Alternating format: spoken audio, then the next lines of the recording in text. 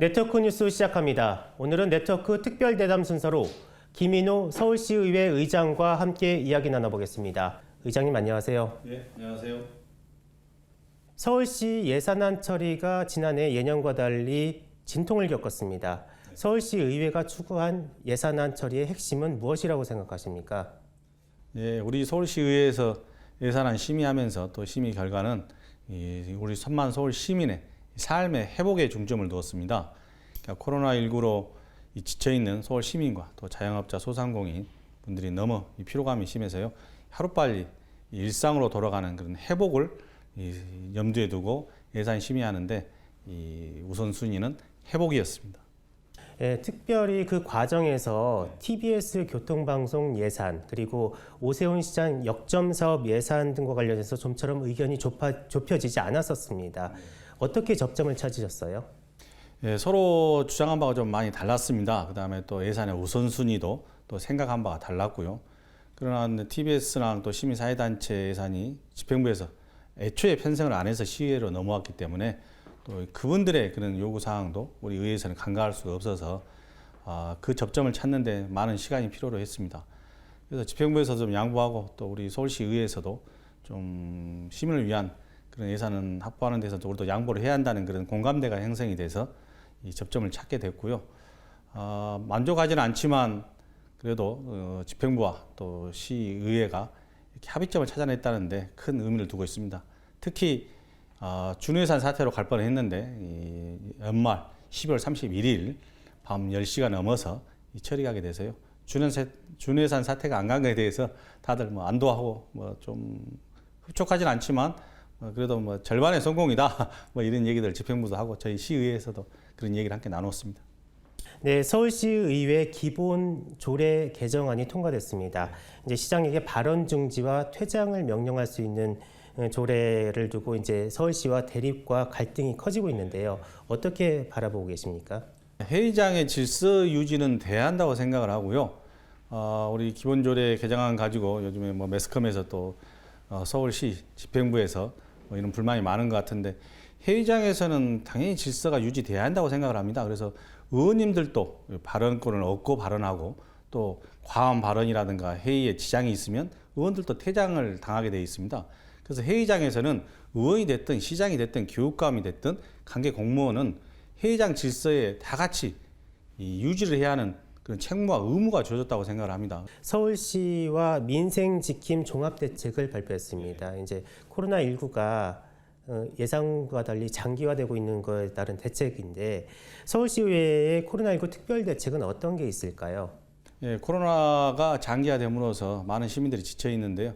우리 서울시의회에서는 전년도에도 이 집행부에서 요구하면 그 추경이라든가 예산 관련해서 또 그다음 재정적 입법적 지원을 아끼지 않았습니다.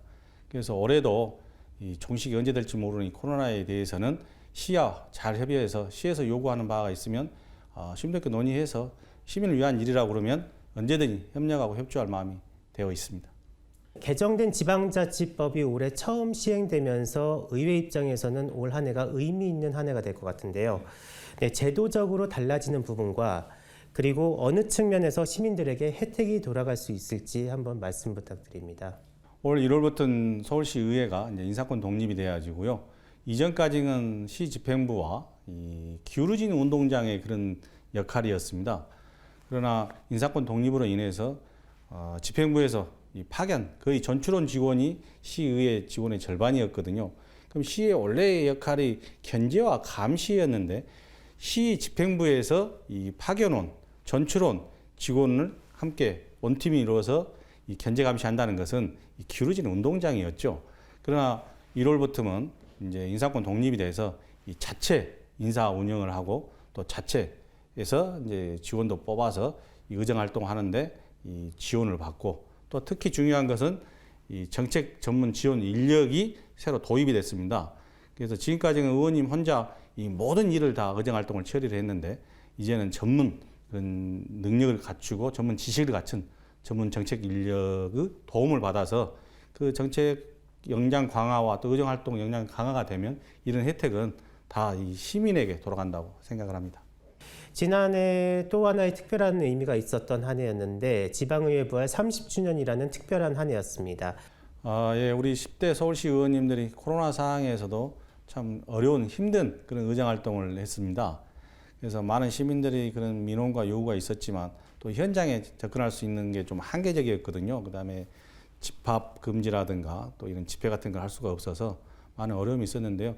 그럼에도 불구하고 우리 서울시 의회에 그 많은 민원이 접수되었고 전년도 배가 이렇게 많이 민원이 오고 접수가 되고 그래서 그만큼 우리 의원님들을 신뢰하고 또 우리 서울시 의회를 믿었기 때문에 이렇게 민원 접수가 됐지 않나 생각하고요.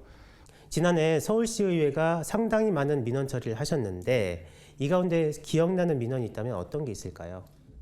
민원 처리에 있어서 크고 작은 민원들이 많습니다.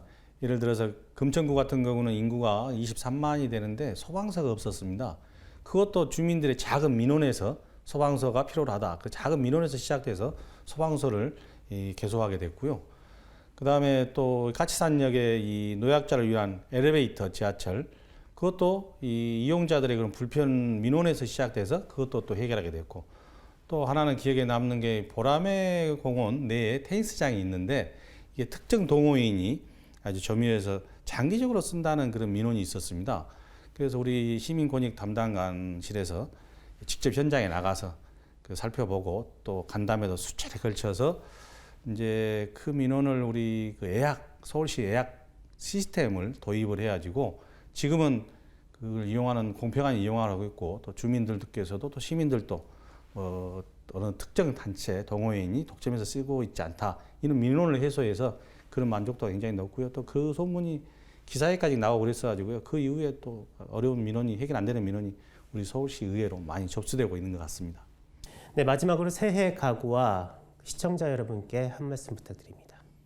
시청자 여러분, 이민년 새해가 밝았습니다. 작년 한 해 너무 고생과 수고가 많으셨고요.